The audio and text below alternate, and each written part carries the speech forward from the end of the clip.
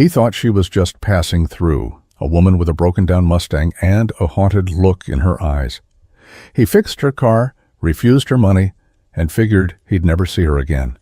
But what she came back to offer, it wasn't just gratitude, it was a chance to rewrite both their lives. Before we dive in, hit that subscribe button and drop a comment. Where in the world are you watching from? The rain had stopped, but the clouds hung low like they hadn't made up their mind yet. Jack Cole stood in the kitchen, the faded tiles cool under his bare feet, one hand wrapped around a chipped coffee mug, the other clutching a crumpled envelope. Past due. Again. He'd seen that stamp too many times to flinch anymore, but tonight it pressed heavier on his chest. Outside, the driveway looked like a scrapyard in slow motion. Tools lay scattered around the half-gutted '92 Dodge Dakota he'd been trying to flip for weeks, but no one in this town was buying, not with gas prices climbing and paychecks shrinking. The tarped Camaro beside it hadn't run since before Lily was born. Jack kept telling himself he'd get to it one day. But these days, survival came before nostalgia. From the living room, the faint hum of cartoons broke the silence. Lily was curled up under a blanket, eating dry cereal from a plastic bowl, her eyes glued to the screen like it was the only safe place left in the world. 7 years old, already knowing how to make herself small when her dad was under pressure. Jack hated that. Hated that she could read the air like it owed her something. He set the mug down too hard. The ceramic cracked. Perfect. "Dad?" Lily's voice was soft. Jack wiped his face with the back of his hand. "Yeah, sweetheart? You okay?" He forced a smile she couldn't see. "Yeah, just thinking." She didn't push. Lily never did. That's what worried him most. She'd learned early what not to ask. The fridge hummed, its contents sparse. A half-empty carton of milk, eggs nearing expiration, 3 slices of bread, and a sticky jar of peanut butter that might stretch until Friday. Payday was still 5 days out. He'd already pawned his grandfather's watch last month to cover the electric. There was nothing left to sell. A knock on the door startled him. Jack turned sharply, muscles tensing. No one knocked around here unless they were delivering bad news or asking for money he didn't have. He moved slowly toward the door, every step a reminder of how thin his margins were, financially, emotionally, all of it. And somewhere beneath it all, he couldn't shake the feeling that something was about to give. The sound came first, a sputter, a cough, then a low mechanical groan like something proud trying not to die. Jack looked up from beneath the rusted hood of the Dakota just as the '67 Mustang rolled into view, its glossy cherry-red body streaked with rain, engine whining like it knew it didn't belong here. It coasted to a stuttering stop right in front of his busted mailbox, the front tire nudging the curb like it had finally given up. He wiped his hands on an oily rag, heart ticking a little faster. That was no ordinary car. That was a piece of history. Even half-choked and wheezing, the Mustang looked like something out of a dream, a relic that didn't belong in this tired, 2-lane town where Fords died quietly in backyard garages and everyone drove something practical. The chrome on that grille alone probably cost more than Jack made in a week. It didn't fit here. Neither did the woman who stepped out of it. She moved like she wasn't used to being still, heels clicking against wet pavement, one hand shielding her eyes from the misty drizzle, the other tapping her phone screen like she expected it to obey her. But the reception out here was spotty at best, and the silence told her the same thing Jack already knew. No signal, no help, no one coming. She turned and caught his eye. Jack nodded once, not moving. He didn't want to startle her. She looked sharp, put together, maybe 30-something, but there was something else, too. Tension around the eyes, a practiced calm stretched just a little too tight. She glanced back at the Mustang, then toward Jack's house, then at him again, weighing her options like a woman not used to needing help. She crossed the road slowly, heels careful on the gravel. Jack noticed her hesitation, the way her shoulders squared just before she spoke. "Do you work on cars?" Jack glanced at the Mustang, then back at her. Depends on the car. She looked over her shoulder, rain beating on the roof of the stalled-out beauty. It's a 67, she said. Started choking outside of town. Thought I could make it to the next gas station. Jack's fingers itched. You won't find one for 12 miles. Silence stretched between them. She sighed. Figures. And just like that, the Mustang wasn't the only thing stranded on his street. Vanessa stepped out of the car like she'd meant to arrive somewhere else. Her heels hit the gravel with a crunch that didn't match the quiet desperation in her eyes. She adjusted the lapels of her blazer, brushed invisible lint from her silk blouse, and tried not to show the panic simmering just beneath the surface. It was the kind of panic you learn to hide when you spend your life around people who think emotion equals weakness. Jack watched her from a few feet away, arms crossed, grease on his forearms, sweat clinging to the collar of his shirt. She looked out of place next to the half-dismantled Dakota in his driveway, but he didn't say anything. He didn't need to. Everything about her, the tailored clothes, the designer bag slung over her shoulder, the low bun too perfect for humidity, screamed one thing: wrong town, wrong road, wrong moment. But it was her eyes that kept him looking, green, clear, and alert. The kind of eyes that cataloged everything and gave away nothing. I'm guessing you're the mechanic, she said, lifting her chin slightly. I'm the guy who works on cars, Jack replied. Mechanic sounds too official. She offered a tight smile, one that didn't reach her eyes. Close enough. Jack gestured toward the Mustang. You drive it like that often? She exhaled, annoyance flickering. It was fine this morning. He crouched near the front wheel, letting his eyes roam over the car's lines. And now it's not. No, it's not, she said, sharper than she meant to. And I've got somewhere to be. Jack didn't flinch. Well, it's not going anywhere unless I get a look under the hood. She hesitated, then nodded and reached through the driver's side window to pop it open. Vanessa, she said, offering her name like a handshake. Jack? He lifted the hood and was immediately greeted with a hiss of steam and the faint smell of burnt rubber. Vanessa stepped closer but stayed out of the splash zone, her arms folded, posture rigid, like being near this kind of mess made her nervous. Looks like your girl here's been running hot for a while, Jack said. She needs more than a Band-Aid. Vanessa let out a breath, part frustration, part surrender. Perfect. But Jack was already digging into his toolbox, sleeves rolled up, jaw set. She was used to control, to ordering solutions with a swipe of her finger. But here, with steam rising and gravel crunching under boots instead of heels, she wasn't in charge. And for the first time in a long while, Vanessa Sinclair didn't know what came next. Jack glanced at the cracked watch on his wrist. The numbers stared back at him like a warning. 3:41 p.m. Lily's school let out at 4 sharp, and it was a 15-minute drive on a good day with no traffic and his truck actually starting on the first try. He cursed under his breath, then looked back at the Mustang, steam still curling from the engine like smoke signals. Vanessa hovered nearby, arms crossed tight over her chest, eyes darting between him and her car like she wasn't sure which one she trusted less. I've got 10 minutes, Jack said, voice gruff, but steady. Might be enough to get her breathing again. Vanessa blinked, surprised. You don't have to... I know, he cut in, already reaching for his socket wrench. But I'm gonna. She hesitated. I can call someone. AAA or... He glanced up, smirking just slightly. Out here? You'll be lucky if someone shows before dark? That shut her up. He worked fast, fingers moving on instinct. Radiator hose was loose. A bad clamp, maybe. She was lucky it hadn't overheated all the way to a blown gasket. He tightened what needed tightening, wiped his hands, then reached into the engine bay like he'd done it 1,000 times. And he had. Not with this kind of machine, maybe, but under pressure with the clock ticking. That was Jack's wheelhouse. Vanessa stood behind him, awkward and still.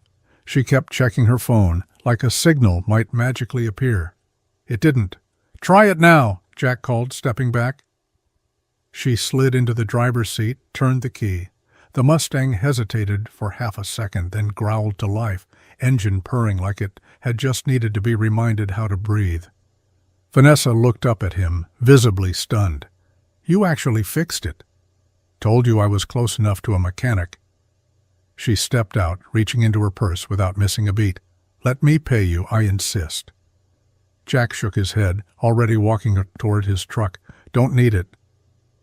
She blinked, following after him. "At least something for your time."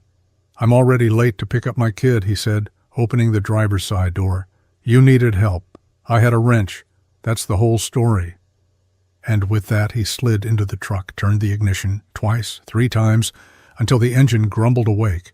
As he pulled out, he caught a glimpse of her in the rearview mirror, standing there with the envelope still in her hand, lips parted, like she wanted to say something but didn't know how. And Jack? He didn't look back.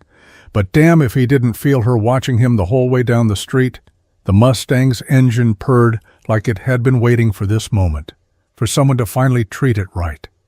Vanessa rested one hand on the wheel, but her eyes weren't on the road. They were on him, Jack, now halfway down the driveway, a stubborn streak of grease across his forearm, his boots soaked from standing in puddles. He moved like a man who carried too much and spoke too little. He stopped for a beat before climbing into his truck, glancing back at her, just once. Their eyes locked. It lasted no more than a few seconds, but something shifted in that space, quiet and unseen, like a fault line tremoring beneath their feet. Jack didn't smile, didn't nod. He just looked at her like he saw something he wasn't expecting. Not the heels, not the attitude, not the polished look she wore like armor, but the crack beneath it, the tiredness she thought she had, hidden behind tailored sleeves and lipstick. Vanessa held his gaze. She didn't drop her eyes like she usually did when strangers looked too long. She didn't play polite or professional. She just looked back. There was weight in the silence. His was worn, old, made of long nights and overdue bills and the kind of heartbreak that doesn't announce itself. Hers was different, sharper, newer maybe, but no less heavy. A grief that clung to her posture, to the way her mouth stayed tight, even when the crisis had passed. Neither of them said a word, and then Jack blinked, broke the connection, and turned away. His truck coughed before settling into a grudging rumble, and he backed out onto the road without another glance. Vanessa sat still, her hands trembling slightly on the wheel, breath shallow, like she'd forgotten how to exhale. For a moment she didn't move. Then, slowly, she shifted the Mustang into gear. But as she pulled away, something about the sound of his voice, the steadiness of his hands, the fact that he hadn't asked for a damn thing, money, attention, anything, lingered in her mind like a song stuck on a loop. And Jack, as he turned onto the main road, clenched the steering wheel a little tighter than usual, heart thudding with something he didn't dare name. Whatever that was between them, it wasn't nothing. The taillights disappeared down the stretch of road like a quiet goodbye, red smears against the gray sky, until even that glow was swallowed by the mist.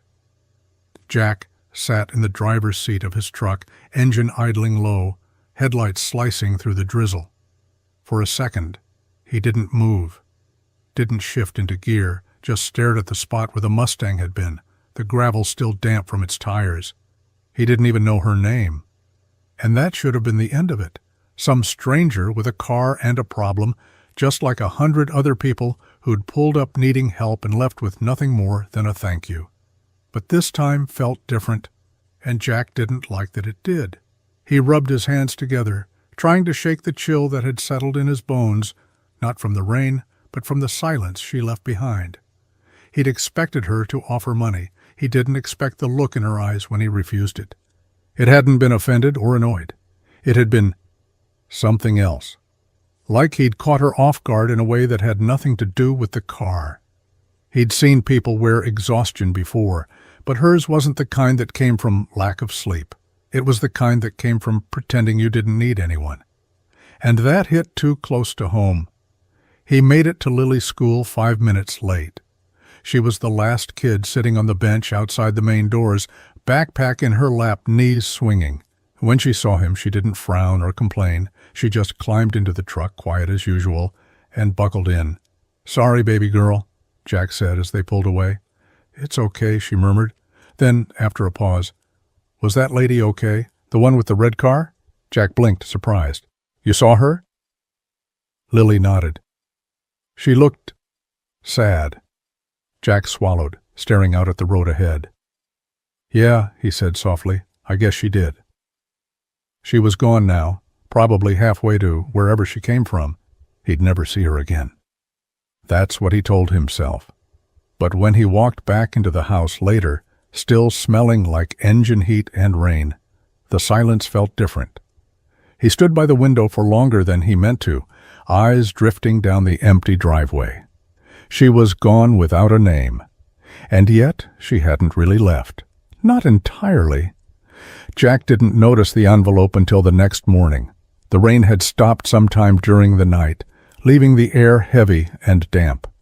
He was out early, pulling tools from the Dakota, the usual ritual of wiping grease from yesterday's failures and trying to believe today would be better.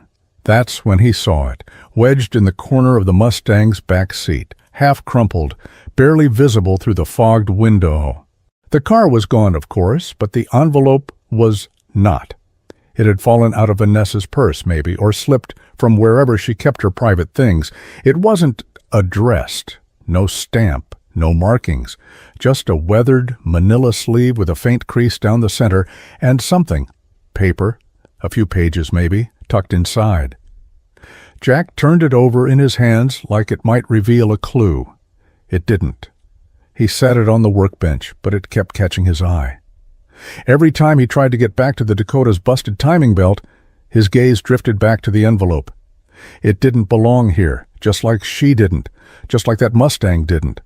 None of it made sense, and yet here it was, sitting in the middle of his world, asking for something he didn't know how to give. By noon, he still hadn't opened it. He told himself it wasn't his place. Whatever was in there, it was hers. But the longer he stared at it, the heavier it felt. Not in weight, there was barely anything to it, but in presence, like it had its own gravity. He picked it up again, thumb brushing the edge of the flap. He could open it. One quick tear, and the mystery would be gone.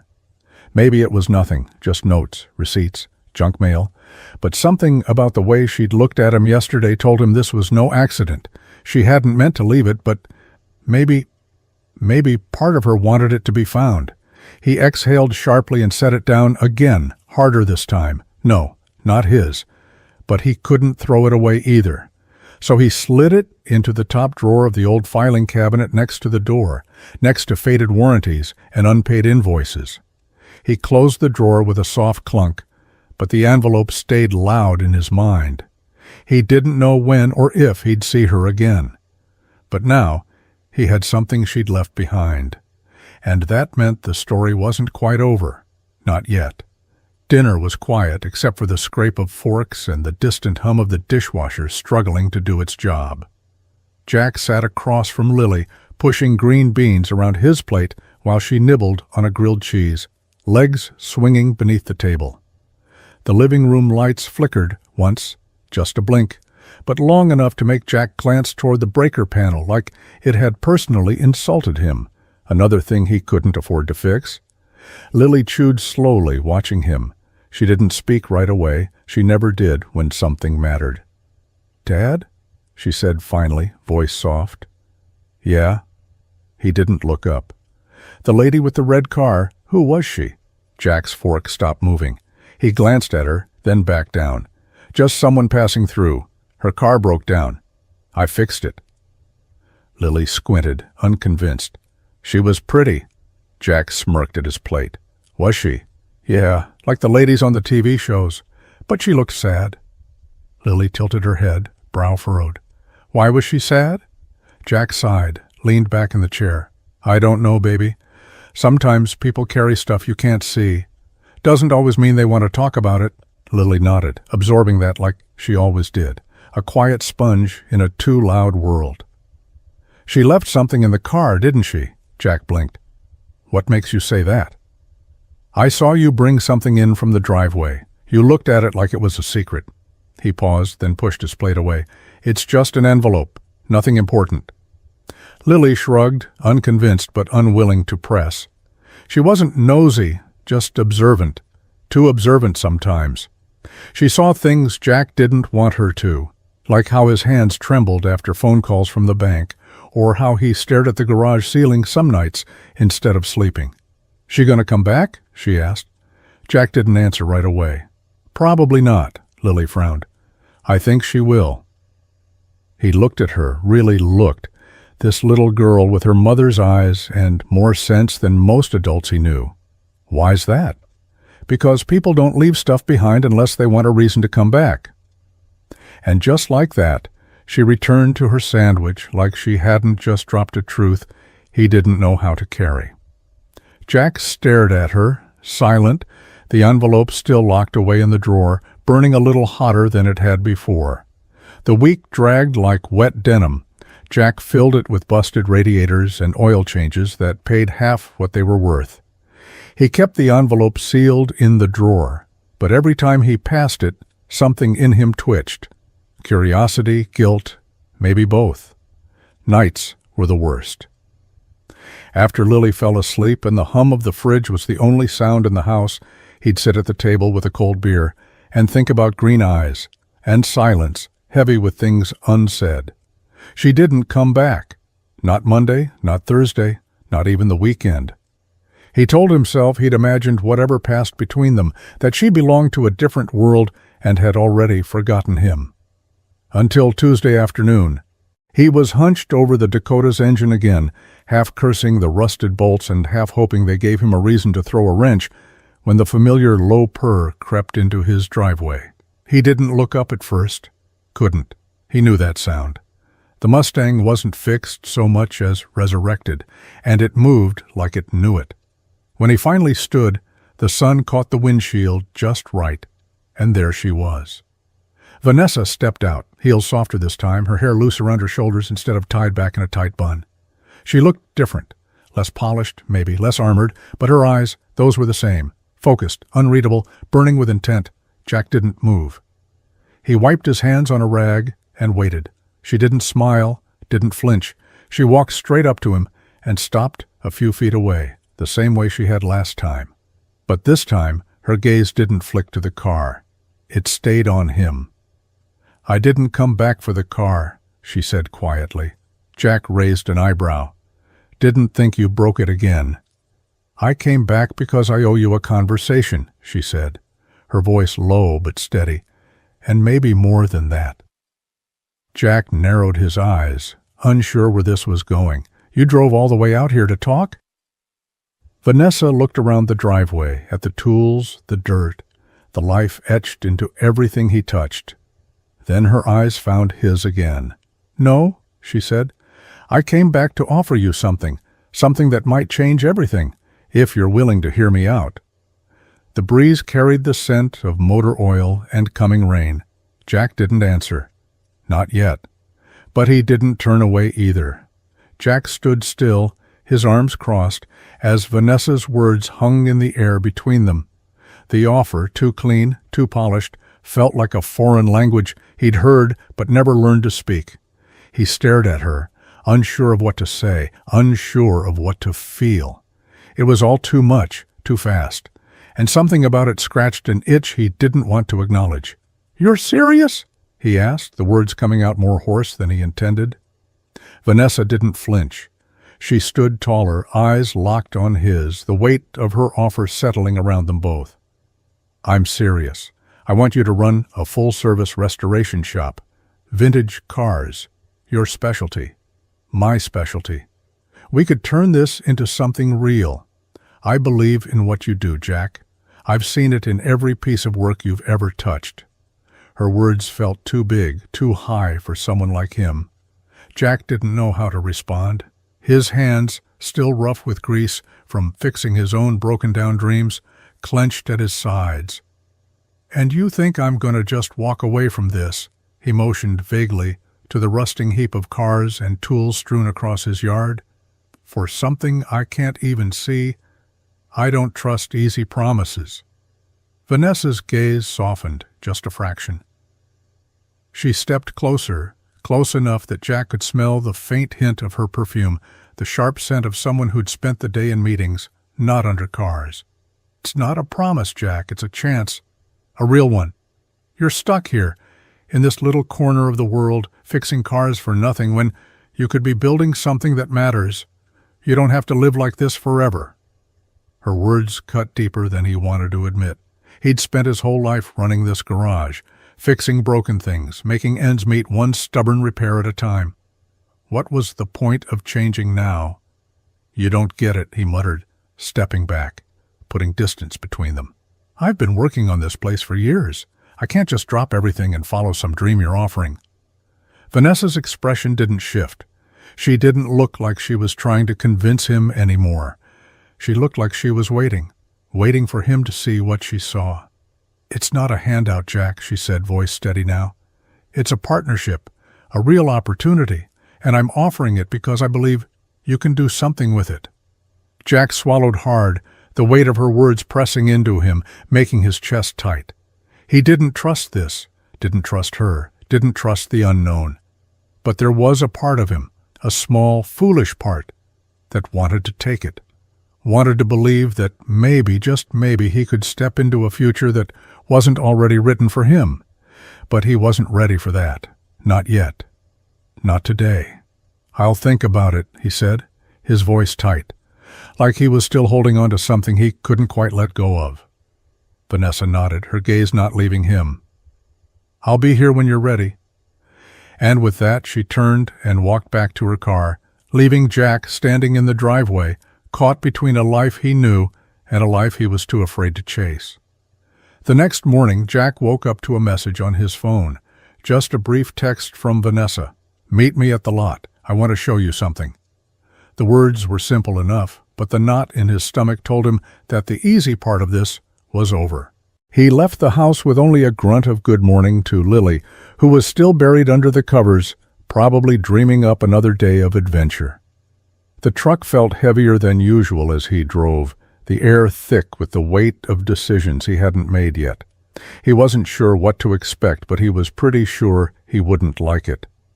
When he pulled into the empty lot, the first thing he saw were the blueprints rolled up under Vanessa's arm. She stood next to the faded sign at the corner of the property, her posture still that practiced confidence, but there was something else now, something a little softer, like she was trying to make him understand. She didn't smile when he parked, didn't wave or offer pleasantries. She just handed him the rolled paper. This is what I've been working on, she said, voice firm, but carrying an edge of uncertainty that Jack hadn't heard before. I've already secured funding. The place is ours if you want it. He unfurled the blueprint, his eyes scanning the lines. The design was clean, professional, nothing flashy, but there was a space for every tool, every workbench, every car that would roll through. The layout was more than just a shop. It was a future. His future. It was the kind of place he could build something from the ground up, something that could last. Something that had his name on it. He felt the sting in his chest, the pull of everything he'd ever wanted. But then the familiar knot twisted. It wasn't that simple. You've already planned everything, Jack said, his voice lower than he intended. You've got all this lined up, and you want me to just walk in and take over? Vanessa stood next to him, not speaking, just letting the silence do its work. She wasn't backing down. She never did. It's not just a job, Jack, she said after a beat. This is a chance for you to run something, build something that lasts. I can't do it without you, not the way it needs to be done. I want you to take control of this. He rubbed his hand over his face. The weight of it hit harder than he expected. He had the skills, the drive, the experience. But he had never thought of himself as the kind of man who would run something big, not like this. Not in a world where the bills came first, where the struggle to make it was never far behind. I don't know if I can just leave this, he said, gesturing back at the driveway, the broken-down vehicles that were his day-to-day. This is what I know. Vanessa didn't flinch. She didn't seem surprised by his hesitation. She'd been waiting for this, Jack could tell. You won't leave it, Jack. You'll build on it. This place, your work, it's never been just about fixing cars. It's about fixing what's broken, and I'm giving you the chance to do it on your terms. He stared at the blueprint again, trying to imagine it, trying to picture himself in that space. He could see it, his name on the sign, the tools he'd spent a lifetime collecting, the cars he'd finally get to work on without cutting corners, but the fear, the doubt, the weight of what he knew was hard to shake. "And what happens when I screw up?" Jack asked, voice strained. Vanessa didn't blink. "You won't. Not if you care enough to try." He stared at the blueprint for a long time, feeling both the pull of something better and the pressure of everything he had to lose. Somewhere deep inside, he knew she was right. It wasn't about fixing cars anymore.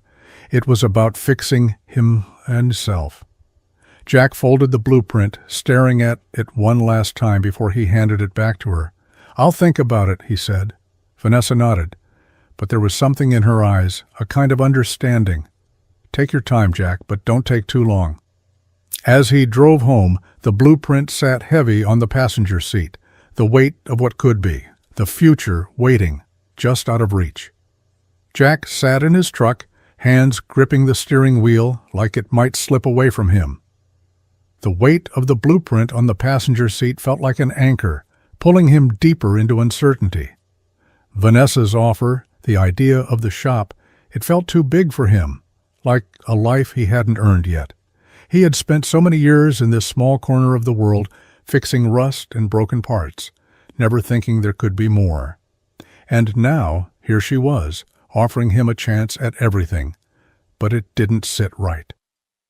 He drove to the diner, the engine humming low under his hands, the world around him blurring with the motion.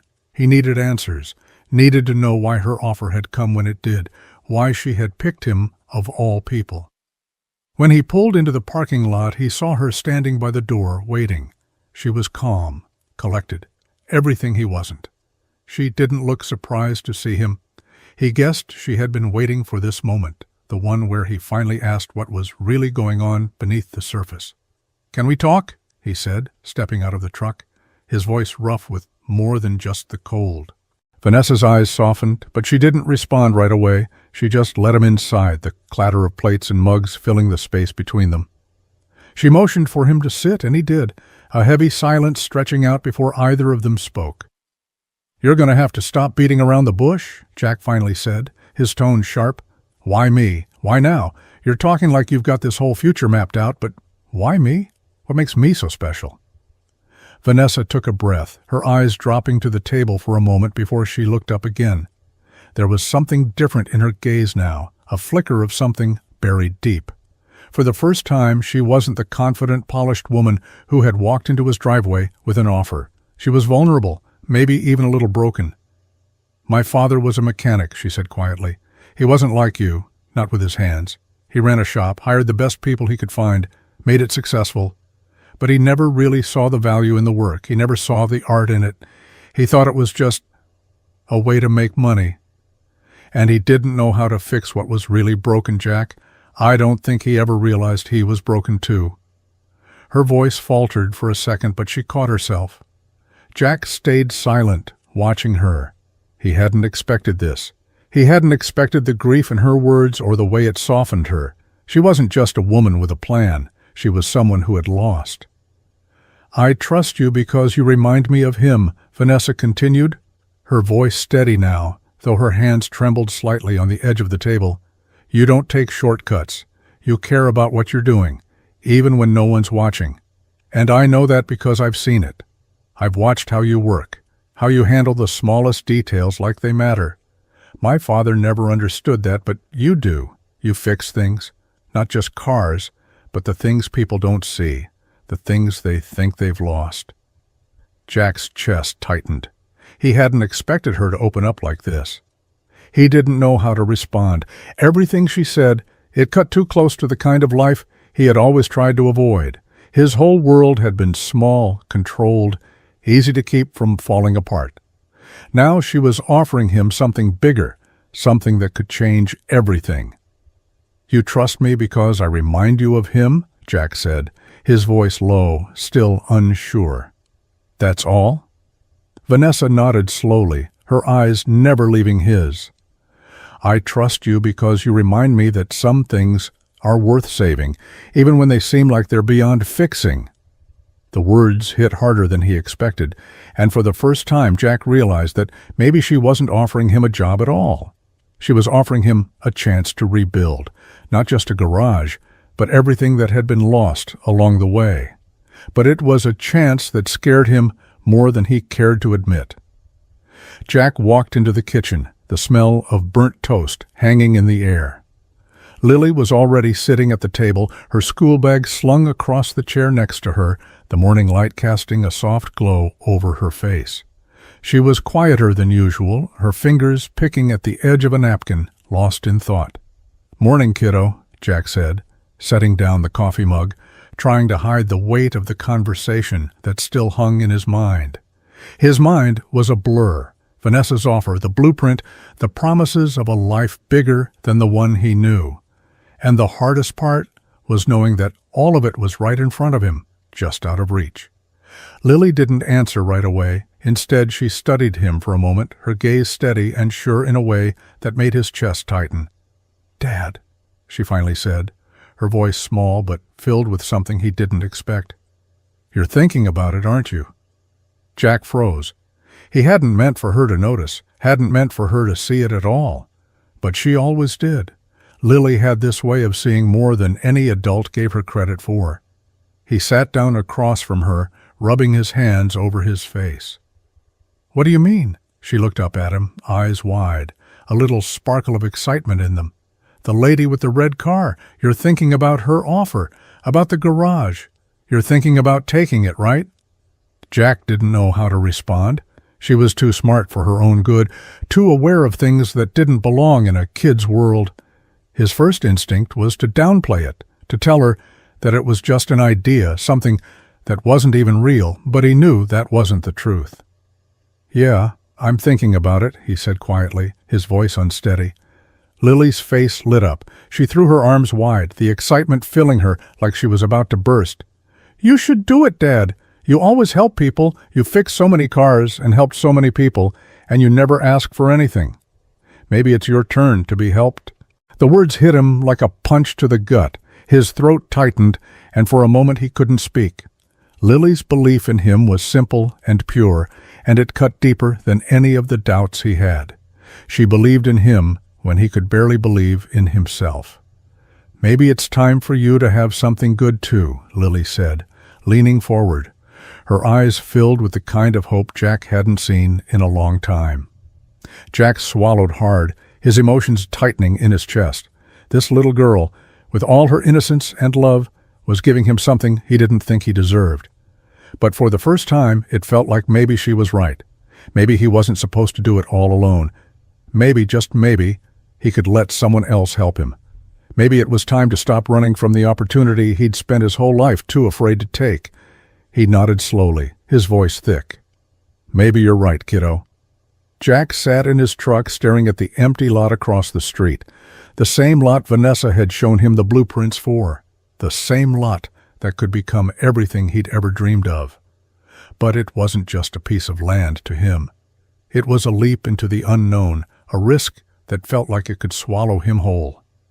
His knuckles were white on the steering wheel as he replayed her words in his mind. It's not just a job, it's a chance to build something real.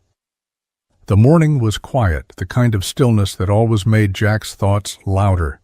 He had told himself he'd think about it, but thinking was easy. Making a choice? That was different. The truth was, he was scared of failing, scared of being too far from his comfort zone, scared of stepping into a future that didn't feel like his own. But the longer he sat there, the more he realized that his world, the world he'd built piece by piece, with grease and grit, was starting to feel too small. He wasn't the same man who had picked up that first wrench. And Lily, God, Lily had so much more faith in him than he had in himself. Her words echoed in his mind. Maybe it's your turn to be helped. The little girl who'd watched him break his back for years, struggling to make ends meet, believed in him enough to take that leap.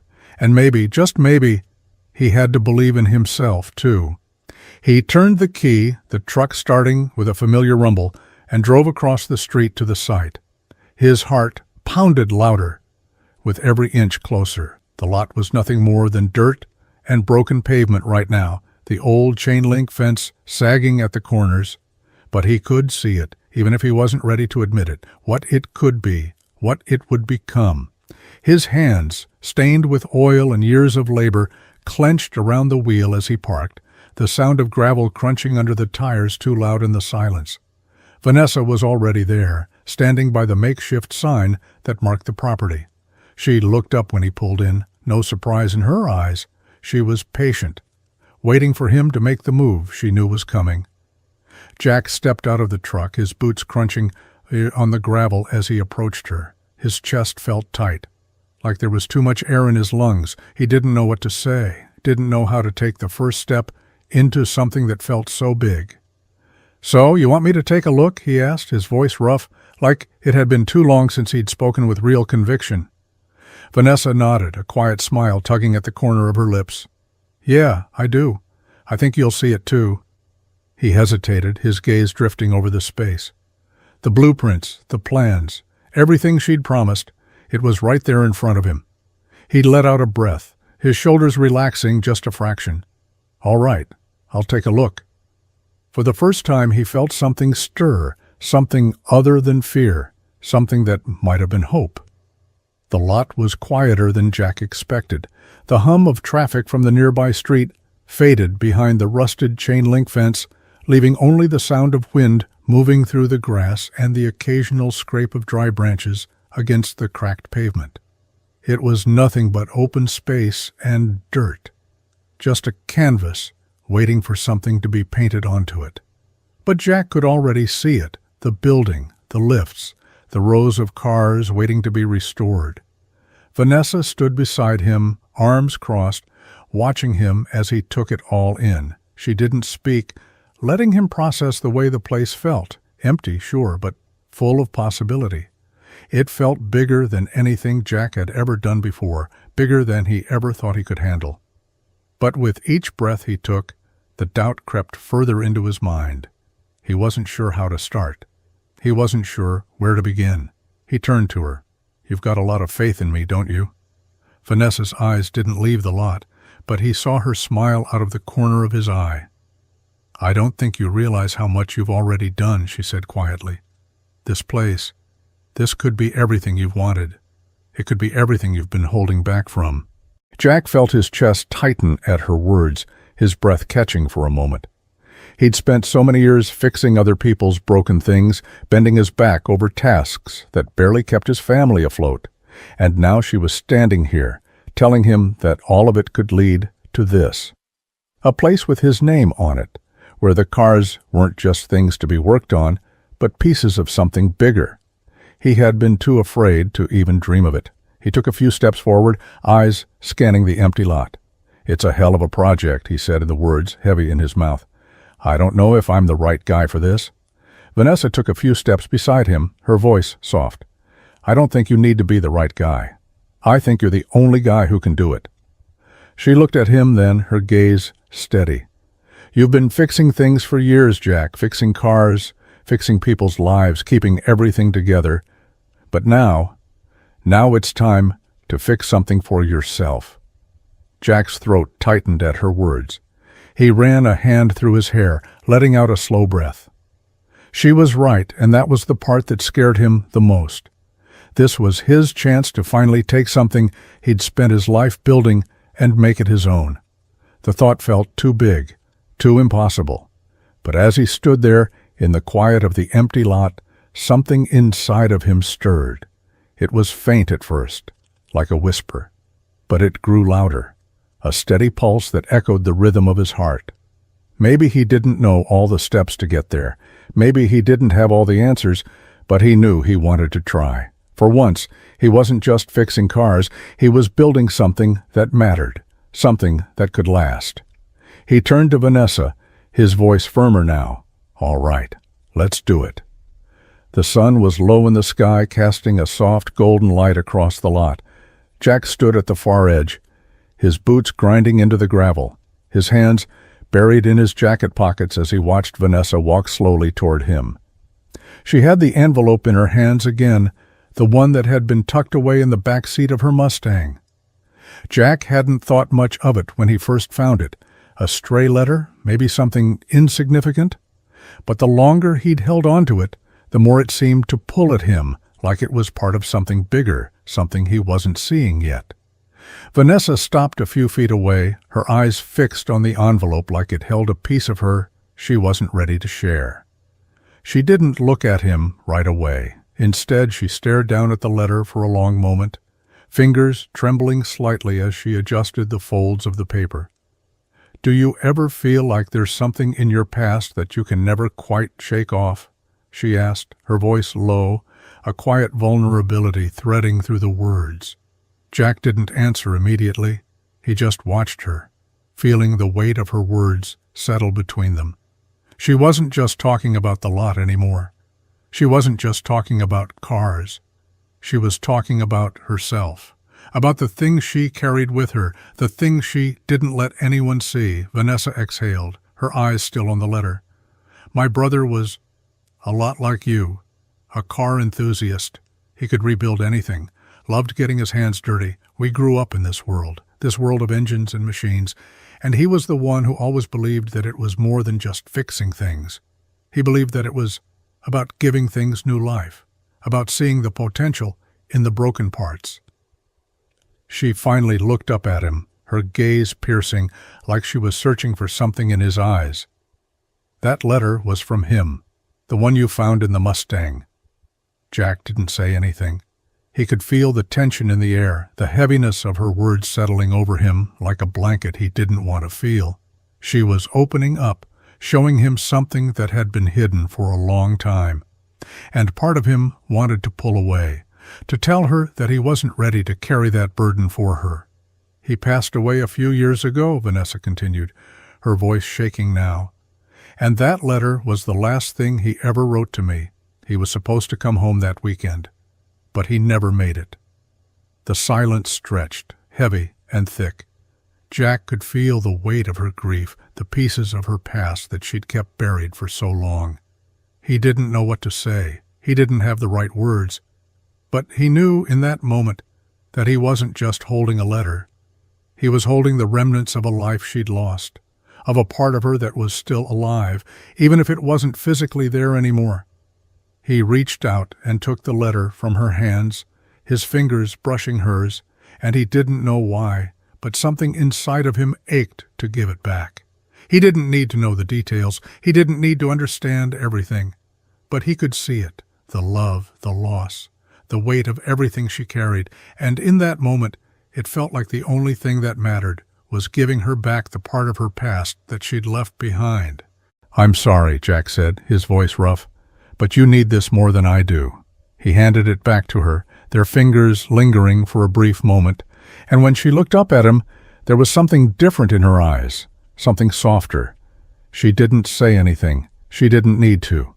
She just held the letter, the weight of her brother's words, and for the first time in a long time, she didn't seem so alone.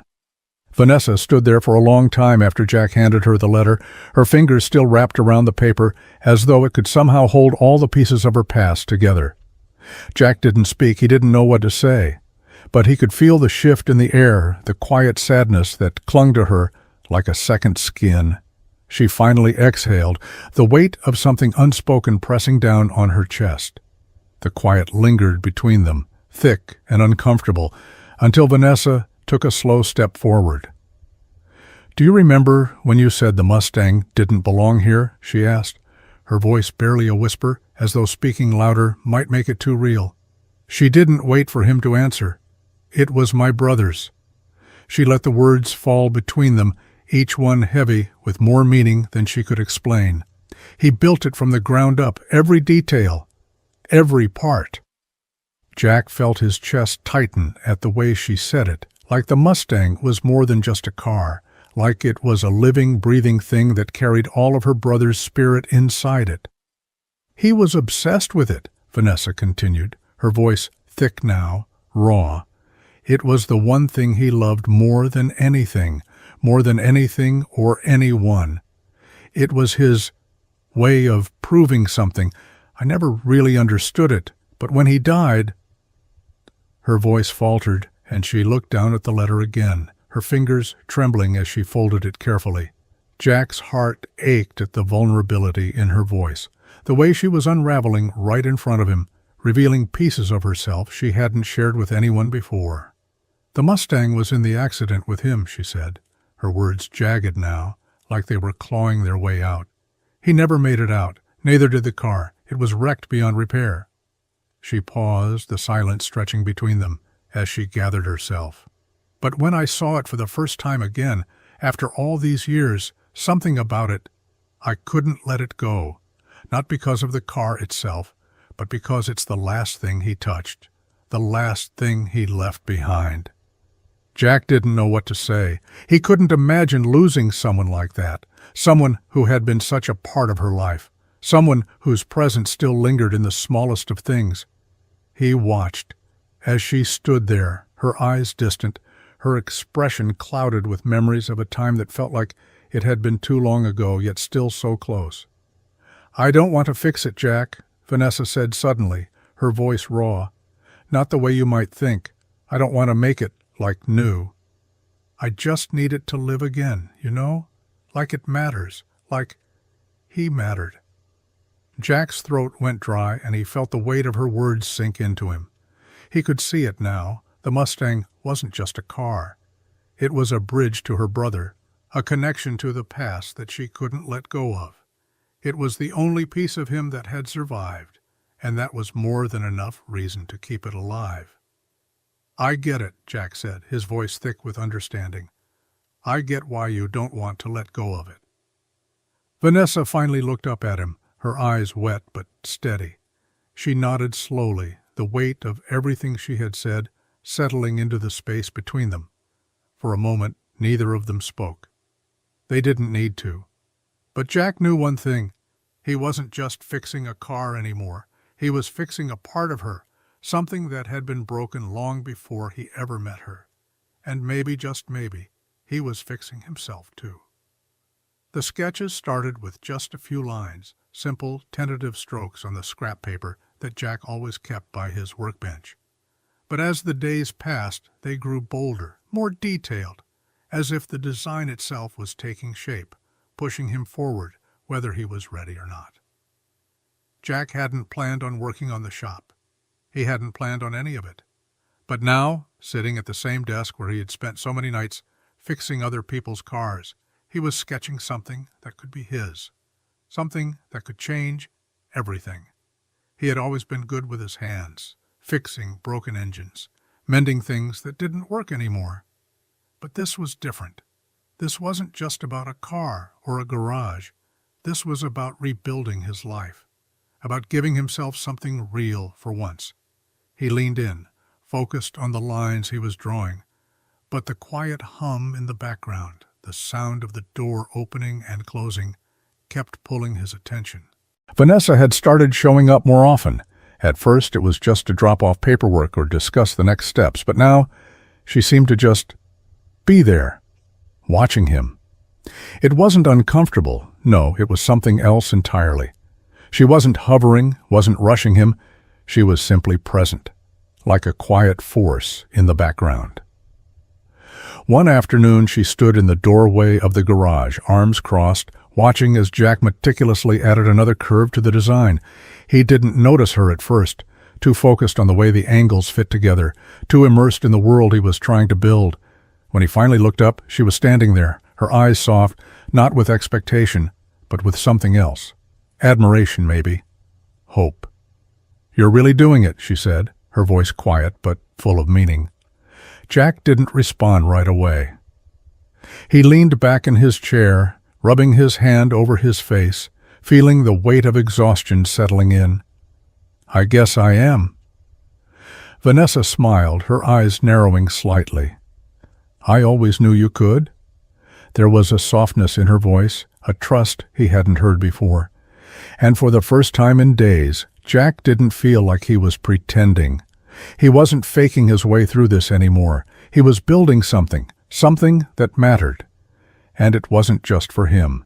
It was for her too. It was for the future they both had yet to see. Over the next few weeks she showed up even more, just to watch, to observe, her presence filling the space without making it feel crowded. Jack didn't mind. It wasn't the same as before. She wasn't there to dictate the pace or the direction. She was just there, smiling at the little victories, celebrating when a new piece of equipment arrived or when the first beam of the new structure was set in place. One afternoon, as the sun began to dip below the horizon, she walked over to his workbench, a small bottle of water in her hand, and set it down beside him. "Looks good," she said, nodding at the plan spread out before him. "It's coming together." Jack glanced up, surprised by the genuine warmth in her voice. "Yeah," he said, his voice a little rough. "I think it is." She stayed silent for a moment, just looking at him, her gaze lingering longer than usual. "You know, I'm glad you're doing this. I think this place, it's going to mean something. To both of us." Jack didn't know what to say to that, but for the first time in a long while, he didn't feel the weight of uncertainty bearing down on him. Maybe this wasn't just about the cars. Maybe it wasn't just about the shop. Maybe it was about something else, something bigger. The sound of the pencil scratching against paper was the only noise in the room as Jack went back to work, but this time the weight on his shoulders felt lighter. The plans were coming together, but it wasn't just the designs that were taking shape. It was him. The evenings grew longer, and with them, so did the hours Jack spent at the site, piecing together the parts of the shop that were finally starting to take shape. The plans were coming to life, slowly but surely. But what Jack didn't expect, what he hadn't counted on, was the way Vanessa had started to show up more often. Not just for the work, but to stay. At first it was small things. A quick check-in after the workday, a casual, "How's it going?" But then the checks grew longer, the conversations more drawn out, until one evening, after everyone else had gone home, it was just the two of them, standing in the center of the nearly completed garage, bathed in the soft glow of the overhead lights. Vanessa leaned against one of the steel beams, arms crossed, watching Jack sort through paperwork. She wasn't talking shop anymore. She was watching him, waiting for him to break the silence. "What's wrong?" she asked finally, her voice softer than usual. There was something in her gaze, an invitation to open up, that Jack had never been able to resist. He stopped what he was doing, staring at the papers in front of him like they held the answers to questions he wasn't sure he was ready to ask. After a long pause, he looked up at her, his eyes tired, the weight of too many years of silence pressing down on him. "Lily's mom," he started, his voice rough, as though the words were too heavy to say. He took a breath, trying to steady himself. "She left when Lily was just a baby, packed up and walked out one morning and didn't come back. No note, no explanation, just gone." Vanessa stayed quiet, but her expression softened, her eyes never leaving him. She didn't push, didn't interrupt. She just listened, letting the words spill out of him like the dam had finally broken. "I never thought I'd be the one to raise her alone, never thought I'd be the one making her breakfast every morning or picking her up from school." His voice caught for a moment and he swallowed hard, looking away. "But here we are." There was a silence between them, thick with unspoken words. Vanessa took a step forward, crossing the room slowly, and stood beside him, her gaze steady. "You're doing a hell of a job, Jack," she said quietly, her voice almost like a whisper. "Lily's lucky to have you." Jack let out a bitter laugh, shaking his head. "Lucky? She didn't ask for this. I didn't ask for it." Vanessa's hand rested briefly on his shoulder, the gesture light but sincere. "You're doing the best you can. That's all you can do." Jack glanced at her, his eyes softening for just a moment. "I don't know if I believe that." Vanessa didn't answer right away. Instead, she stepped back, her eyes still on him, searching, as if weighing something in her mind. After a long pause, she spoke again, quieter this time. "You don't have to do everything on your own, you know. Not with this. Not with her. Jack looked up at her then, surprised by the weight of her words. There was a softness in her gaze now, something that had shifted between them in the quiet of the room. He wanted to say something, wanted to respond, but he didn't know how. He'd never been good at letting anyone in, never been able to trust anyone with the pieces of himself he kept hidden. But Vanessa wasn't just a business partner anymore. She wasn't just someone who showed up when there was work to be done. She was something else entirely, something Jack couldn't name. As the evening stretched on and the last of the workers filtered out, Jack found himself staying longer, not because the work was done, but because he didn't want to be alone anymore. And when Vanessa stayed, when she lingered a little longer after the meetings, Jack found that he didn't mind at all. They weren't just building a garage anymore. They were building something else too, something Jack hadn't expected, something that felt both terrifying and necessary. And for the first time in a long time, he wasn't so afraid to see what came next. The air was heavy with the kind of silence that only came after hours of hard work, the soft hum of the lights above cutting through the stillness of the half-finished shop. The last of the equipment had been moved into place, the space slowly taking form. But the real work, what Jack hadn't anticipated, was the way it felt when the two of them were alone in this space, surrounded by the ghosts of their own unspoken words. Vanessa was wiping her hands on a rag, leaning against the edge of a workbench, her eyes following Jack as he paced across the room, lost in thought. He hadn't meant to fall into this rhythm with her. He hadn't meant for anything to shift. But the truth was, he'd been living in a fog for so long, keeping himself buried in tasks, in routines, in the comfort of control, that now, with the walls coming down, with the space taking shape, he could feel it, the pull, the weight of what was between them. Something more than partnership, something more than the quiet trust that had been building over the past few weeks. He stopped moving, running a hand through his hair, his eyes locking onto hers across the room.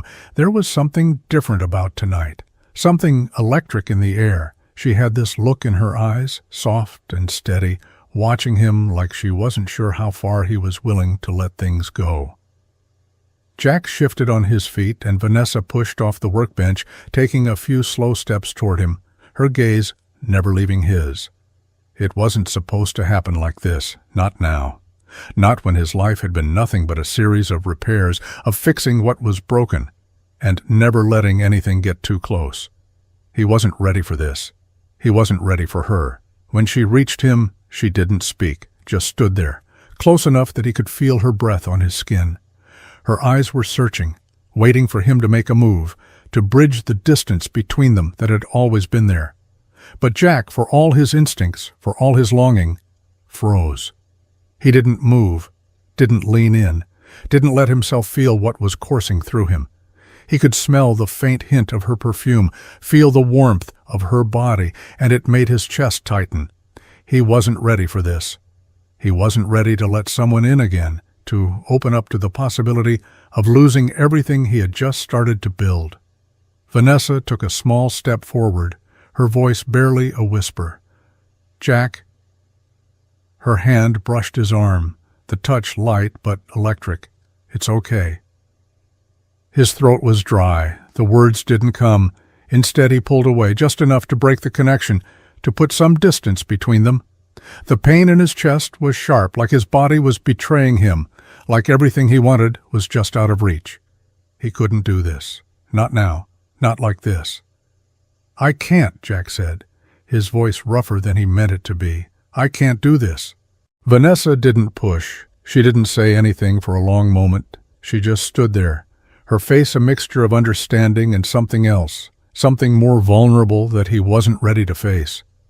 "It's all right," she said finally, her voice soft, soothing, like she wasn't angry, like she wasn't disappointed. "I'm not going anywhere." But Jack felt the weight of it anyway, the ache of something that could have been and wasn't. He turned away, looking at the walls of the shop, at the plans they had made, the work that still needed to be done. There were so many things he wasn't ready to face, so many pieces of himself he'd kept locked away for so long that he didn't know how to let them out. And the one thing that felt like it could shatter everything he'd worked for, was the one thing he couldn't reach. He didn't turn back to her. He didn't say anything else. He just let the silence fall between them, thick and heavy. As he turned to walk out of the room, the morning came like every other, quiet, steady, with the scent of fresh coffee hanging in the air. Jack had been up early, checking the progress on the site, the sound of his boots crunching against the gravel, as he moved from one corner to the other, trying to keep his focus. The shop was starting to look like something. The walls were going up, the frames were set, and he could almost see the vision coming together. But today felt different. The air was heavier, as if it knew something Jack didn't. He glanced toward the gate, half expecting to see Vanessa's truck pull in, the same as it always had.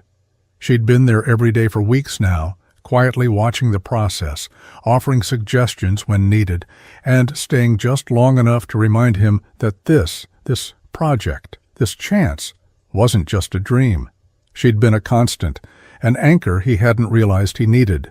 But today, the gate stayed empty. The sound of gravel crunching under tires didn't fill the silence. Jack told himself it didn't matter. He had work to do. He was here to finish the job, to make this place real. But his eyes kept drifting to the empty gate, his thoughts trailing off in ways he didn't want to acknowledge. She was always on time, always present. So why wasn't she here? By mid-morning, his patience wore thin. He called her phone, the sound of it ringing too loud in his ear. No answer. He left a message. Nothing. By the time the sun was high in the sky, Jack felt his frustration growing. He tried to focus on the work, screwing in the last of the brackets, measuring the beams, but his mind kept drifting. It was like a weight in his chest, a gnawing feeling that wouldn't go away. Something wasn't right. He wiped his hands on his jeans, taking a long breath, as he leaned against the frame of the building, the sun beating down on him. There was a bitter taste in his mouth, a mixture of confusion and concern. She had always been there, always been a part of this process, and now she wasn't.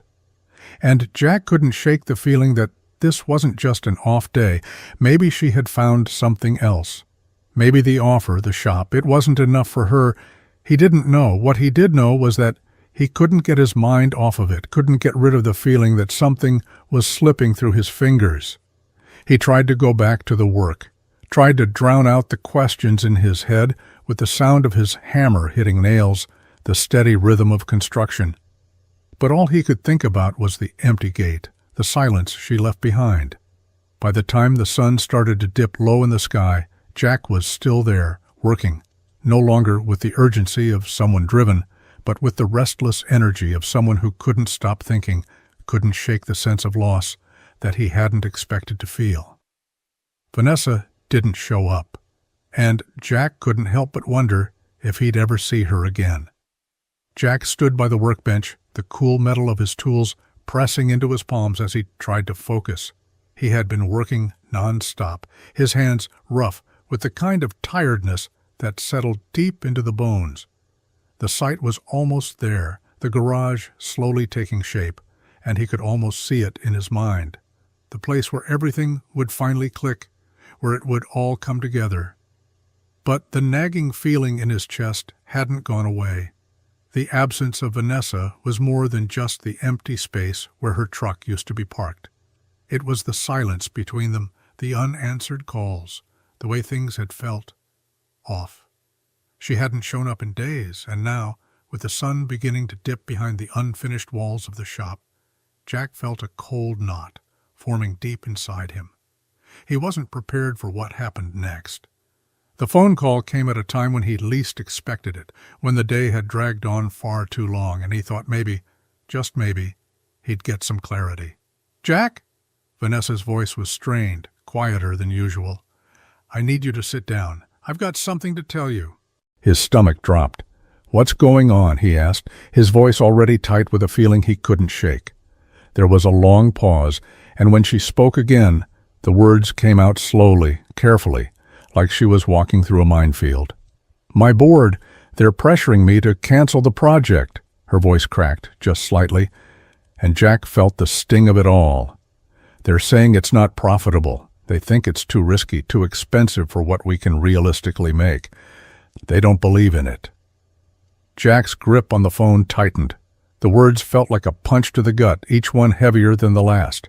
He opened his mouth, but nothing came out at first. He felt his pulse in his throat, a mix of anger and disbelief rising up. "So that's it? After everything we've put in, everything I've done, now they're pulling the plug." Vanessa exhaled sharply, and Jack could hear the weight in her breath. "It's not that simple, Jack. I fought for this.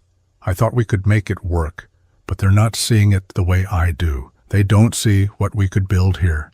"So you're just going to give up?" His voice rose, anger fueling his words. "You're going to let them tear this down without even trying?" "I don't have a choice," Vanessa said softly, the weight of resignation heavy in her words. "They're the ones who hold the purse strings. They're the ones who control the future of this company. I can't do this without their support. You have to understand." Jack felt the anger flood his veins, the sense of betrayal tightening his chest. All those late nights, the effort, the hope, the sweat, it had all felt real. But now it felt like it was slipping through his fingers. The dream that had started to take shape in his mind, of a place where he could build something, where they could build something together, was being ripped away. "I don't know what to say," he said, his voice low, the weight of his words pulling him under. "I thought we were in this together." "We are," Vanessa said quickly, but there was no conviction in her voice. "But sometimes there's nothing we can do when the people with the power don't believe in it." Jack swallowed the bitter taste that had settled in his mouth. He wanted to argue, wanted to scream that this wasn't just about numbers on a spreadsheet, that this was about something real. But the truth hit him harder than he expected. Vanessa was out of options. She was just as trapped as he was. "I'll keep fighting for it," she said, the words half-hearted, the promise barely hanging on. "But I don't know how much longer I can." The line went silent, and Jack felt the weight of it all pressing down on him, suffocating him. The project, the dream, it was all on the verge of slipping away. And for the first time, Jack wasn't sure if it was worth the fight. The drive to the city felt like a blur. Jack's hands gripped the steering wheel, his knuckles pale against the leather. He wasn't sure what he expected when he got there, but the weight of it all, the months of building, the hope, the work, was pulling him forward step by reluctant step. Vanessa's words had lingered in his mind since their phone call, each one harder to shake than the last. "They're pressuring me to cancel the project. It's not profitable. It's too risky." He hadn't wanted to believe it. He didn't know if he could. But now, as the city skyline came into view, the chaos of traffic around him, Jack felt the edge of something else, something sharper than the disappointment, something like resolve. He didn't know if he could change her mind, if he could make a difference at all. But he was done being afraid, done with letting fear hold him back. When he parked and stepped out of the truck, the city felt foreign to him, too big, too loud. He hadn't been here in months, maybe longer. The glass towers reflected the gray sky like cold, impersonal mirrors. His boots clicked sharply against the pavement as he moved toward the entrance of the building, past security, up the elevator. By the time he reached her floor, his heart was pounding, each beat louder than the last. He stepped out of the elevator, his eyes scanning the polished floors, the walls lined with sleek, sterile art. Her office was at the end of the hall, the door wide open. She was sitting at her desk, the quiet hum of the city filtering in through the windows, her gaze fixed on her screen. For a moment, Jack just stood there, watching her. She looked the same as always, composed, controlled, the picture of someone who had it all figured out. But there was a flicker in her eyes when she looked up, just a slight hesitation before she forced a smile. "Jack," she said, her voice softer than he expected, I didn't think you'd show up." "I almost didn't," Jack said, his voice tight with the words he hadn't been able to say until now. "But I'm done waiting for you to make a decision. I'm done with being scared. I'm done letting you do all the heavy lifting." Vanessa raised an eyebrow, a quiet surprise crossing her face. "What do you mean?" He walked closer, his steps measured, steady. "I mean, I've been sitting around waiting for someone to tell me what to do, waiting for you to make this easy. But nothing's easy, is it? You've been fighting this battle alone for too long." Her eyes softened, but she didn't say anything. She just sat there, her fingers tapping lightly against her desk, waiting for him to continue. Jack leaned against the edge of her desk, his hands shoved into his pockets, his gaze fixed on hers. "I'm not afraid anymore. I'm not afraid to walk away from this, and I'm not afraid to fight for it. But are you?" The words hit the air between them like a challenge, a dare.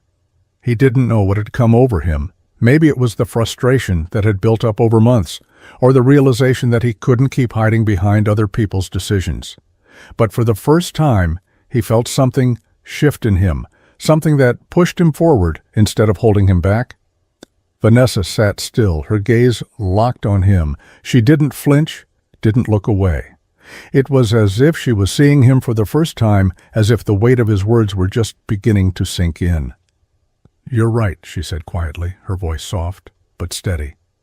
"I've been fighting this battle alone, but I never thought you'd be the one to step up." Jack's heart beat faster, but his voice remained steady. "I'm stepping up because I believe in this. I believe in us."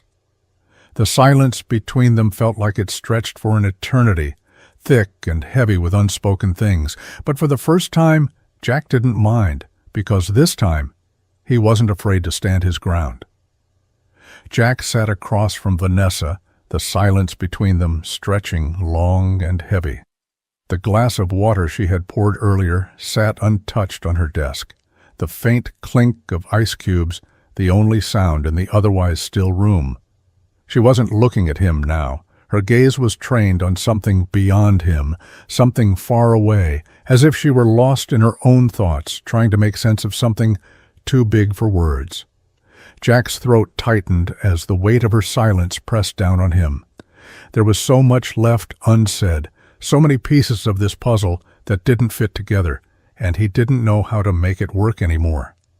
She had been distant, and he could feel it. The walls she had built between them were becoming thicker with each passing day.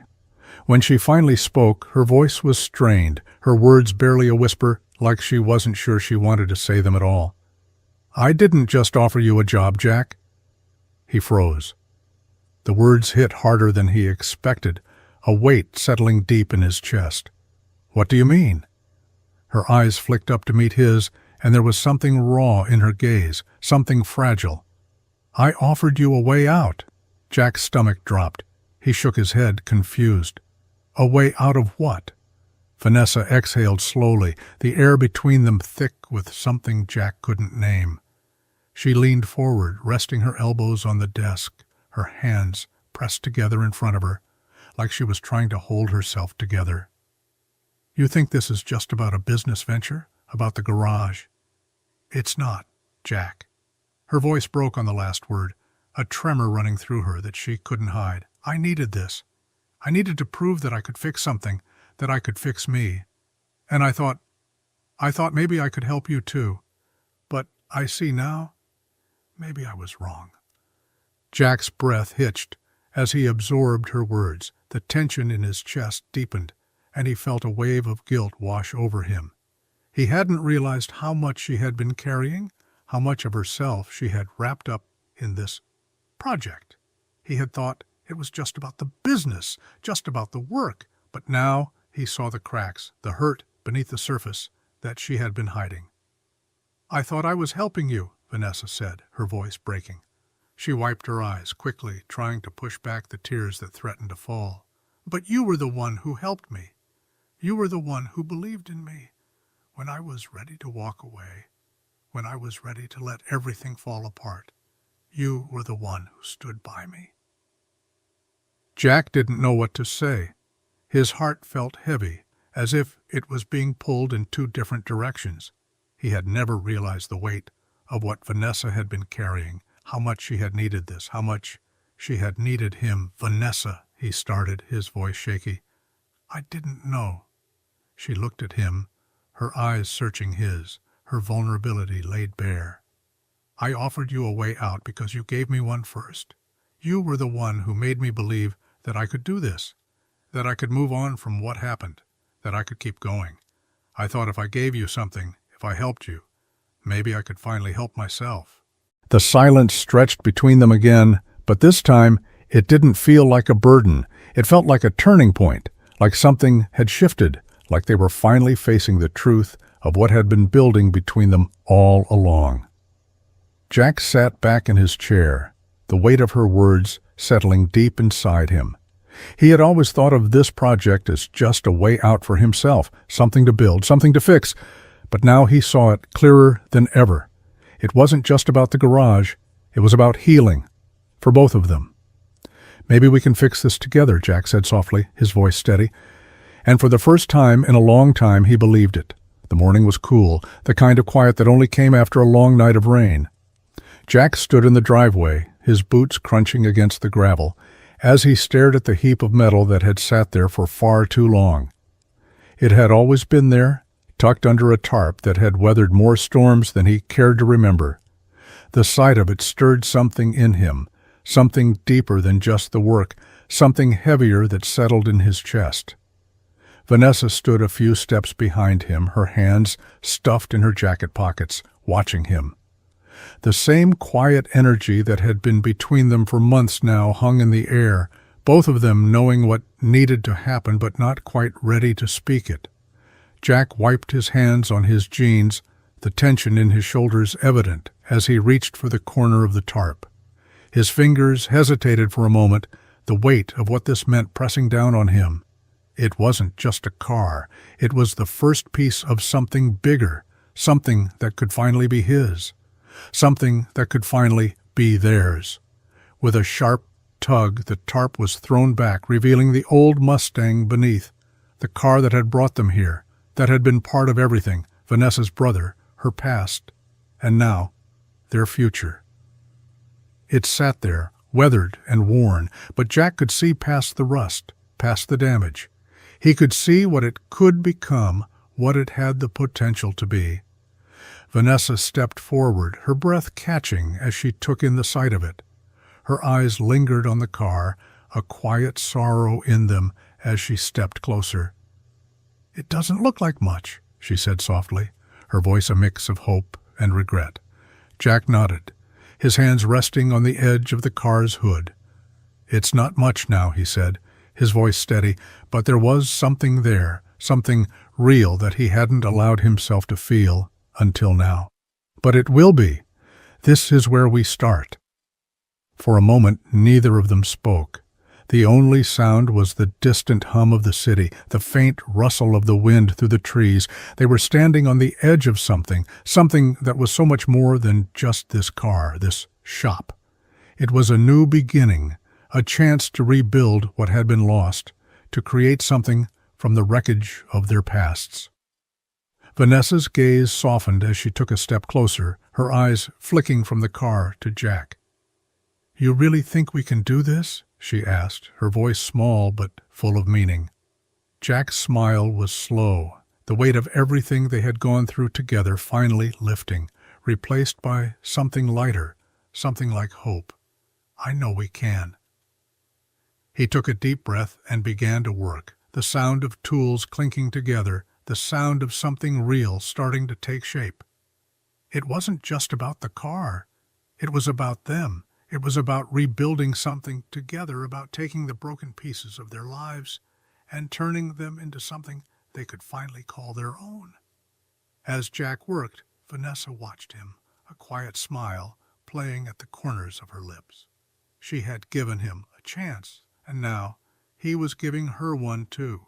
Together, they would fix more than just the car. They would fix what was broken inside of them piece by piece. And this time, it felt like they were ready. The morning of the grand opening was crisp, the kind of early autumn air that carried a promise of change. Jack stood in the doorway of the new shop, his hands buried in his pockets, watching the small crowd begin to gather outside. The sign above the door, Cole and Sinclair Restorations, hung proudly, the letters still gleaming in the light. It had been months of hard work, late nights, and compromises, but it was finally real. The place was his, theirs, and the truth of it felt like a weight and a blessing all at once. People were starting to trickle in from the town, neighbors, old friends, even a few strangers curious about the new business. The usual hum of the small town seemed quieter now, as if they all held their breath together. He saw familiar faces, people he'd known for years, giving him smiles and nods of approval. But even in the midst of the celebration, Jack felt a hollow space, a weight he wasn't sure how to shake. It was the same feeling he had when he'd first opened the garage doors. The excitement was there, but so was the fear of whether it would last, whether he was really good enough to make it work. Lily was standing beside him, bouncing on the balls of her feet, her eyes wide with excitement. She had been talking about this day for weeks, but now that it was here, she was still trying to wrap her mind around the idea that her dad had done it. He had built something. For her. For them. Jack glanced down at her, and she beamed up at him, a grin so wide it seemed to split her face. She was holding a large pair of scissors in her small hands, ready to cut the ribbon. He knelt down beside her, the warmth of her hand in his, and they shared a quiet moment before the crowd. "Ready?" he asked, his voice rougher than he intended. Lily nodded enthusiastically, her eyes sparkling. "I've been ready all week, Dad." Jack chuckled softly, the sound of it unfamiliar after so many months of silence and hard work. He wasn't used to this feeling, this lightness, this peace. He stepped back as Lily stepped forward, holding the ribbon taut across the wide entrance. She smiled up at him, her fingers trembling slightly as she raised the scissors. The crowd held its breath, and Jack felt every second of it. With a quick snip, the ribbon was severed, and the crowd erupted into applause. Jack stood there, watching Lily's face light up with pride, with pure joy. She had been with him through all of it, the long nights, the endless days, and now she was the one leading the charge into the future. Jack took a slow breath, the weight in his chest finally starting to lift. This was it. This was real. The shop wasn't just a dream anymore. It was a place, a future, a home. He felt Vanessa's presence beside him, a soft, reassuring touch on his arm, her smile matching the warmth in his chest. The crowd began to move into the shop, chatting and laughing, the small town finally buzzing with the promise of something new. Jack stood back, watching it all unfold, feeling the shift in the air. The doors of the shop were open wide, and so was his heart. Everything he had built, everything he had fought for, was here. And for the first time in a long time, Jack felt like he was exactly where he was supposed to be. The Mustang sat in the middle of the shop, the last layer of polish still glinting on its freshly restored surface. Jack stood back, his hands coated in a mixture of grease and sweat, his eyes running over the car one last time. It had taken months, longer than either of them had planned, but it was finally finished. The body gleamed in the soft light, the engine hummed with life under the hood, the wheels ready to take on the road again. It wasn't just fixed, it was alive. Vanessa stood just behind him, her arms folded across her chest, her gaze flickering from the car to Jack. She hadn't said much as he worked, but her presence had been constant. She was always there, watching, waiting. And now, as he took a step back, he could see the pride in her eyes, the relief that the dream they had started so long ago had finally come to fruition. "Looks good," she said, her voice low, as though she were trying to make sense of everything that had led them to this moment. "Better than I could have imagined." Jack met her eyes, a faint smile tugging at the corner of his lips. He wasn't used to compliments, not from her, not from anyone. But it felt different now, like everything had shifted. He wasn't just the guy fixing cars anymore. He was part of something bigger, something that had come to life, both in the shop and in his own heart. Vanessa stepped forward, her hand lightly brushing the side of the Mustang, her fingers tracing the curves of the door. She looked at him, her expression softening, the weight of the past few months lingering in her gaze. "You did this," she said, and there was a depth to her words, a quiet reverence that made Jack's chest tighten. He nodded, but the words stuck in his throat. "It's not just me," he said, his voice rough. "We did this." Vanessa didn't respond right away. She just walked around the car, running her fingers over the sleek finish, the quiet reverence in her movements betraying the significance of what they had accomplished together. Finally, she stopped at the driver's side, her hand resting on the door. "You ready for one last ride?" she asked, her eyes locking with his. Jack hesitated, his mind racing with a dozen different thoughts, none of them making it past the heavy silence between them. He hadn't planned on this, hadn't expected this moment, this feeling. But now, standing in front of her, the car that had started it all, he realized that it wasn't just the Mustang that had come back to life. It was him too. He swallowed hard, nodding. "Yeah, let's go." She smiled then, a smile that was full of everything he had hoped for, relief, joy, and something else, something deeper. Vanessa slid into the driver's seat, her hands adjusting the wheel, the engine rumbling to life as she turned the key. The car rolled smoothly out of the shop, the soft hum of the engine filling the space as they drove down the street. Jack looked out the window, his gaze drifting over the familiar streets of the town, the places that had always felt too small, too limiting. But now, with the open road ahead of him, he realized that everything had changed. The shop, the Mustang, his life. None of it had been about fixing things. It had been about finding himself again, finding a way back to something he thought he had lost forever. Vanessa's eyes were on the road, but Jack could see the smile playing at the corners of her lips, the way she relaxed into the drive. "It's not just fixed," she said quietly, her voice full of meaning. "It's alive again." Jack felt the weight of her words settle into his chest, and for the first time in a long time, he let himself believe it. He wasn't just along for the ride anymore. He was part of something real, something that was only just beginning. And for the first time, he was ready to see where it would take him. The night was still, the kind of silence that only came after a long day of work, when the world had settled into a rhythm all its own. Jack stood on the porch, his hands in his pockets, looking up at the sky. The stars were clear tonight, bright against the dark canvas of the night, the quiet hum of the evening air settling around him. It felt like everything was still, like he had finally reached a place where things didn't feel so heavy anymore. Vanessa was beside him, her gaze following his as she leaned against the railing. They didn't speak at first. They didn't need to. The weight of everything that had happened between them, the months of tension and uncertainty, hung between them like a thread that had finally been pulled taut. The garage, the shop, the dream. It had all come together in ways neither of them could have predicted. But it was more than just the success. It was the way they had done it together, the way they had rebuilt something that was never meant to be fixed. After a long moment, Vanessa finally spoke, her voice soft, almost tentative. "Do you ever think about how far we've come from where we started?" Jack smiled, his eyes still on the stars. "Every damn day." Vanessa laughed quietly, her voice a little shaky. "I didn't think we'd make it this far," she admitted, her gaze drifting from the sky to meet his. "But here we are." Jack turned toward her then, his heart heavy with something he hadn't quite been able to name until this moment. He stepped closer, closing the space between them, feeling the warmth of her body against his as he reached for her hand. "You've given me more than money, Vanessa," he said, his voice rough, the words tumbling out before he could stop them.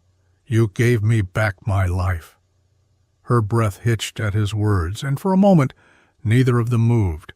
It was as if the weight of everything they'd been through, everything they had fought for, had finally settled into place. Vanessa's eyes softened, her gaze locking with his as she took a step closer, her breath shallow as she reached up to touch his face. The world felt like it had narrowed down to just the two of them, the quiet night, and the soft glow of the porch light casting shadows on their faces. And then, before Jack could say another word, she leaned in, her lips meeting his in a kiss that was soft at first, hesitant, as if both of them were finally allowing themselves to believe that this, whatever this was real.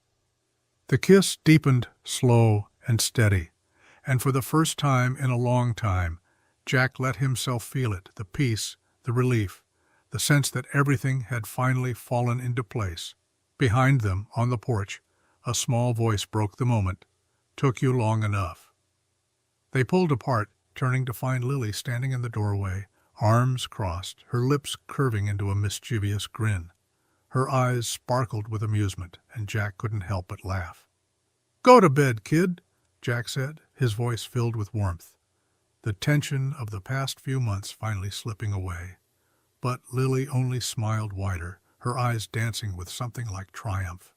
"Just glad you two figured it out," she said, before turning and disappearing back inside. Jack and Vanessa shared a quiet smile, their hands still intertwined as they looked up at the stars. They hadn't just built a business, a future. They had built something much more important, a life. And in that moment, Jack realized that everything he had ever wanted had always been right here, waiting for him to let it in.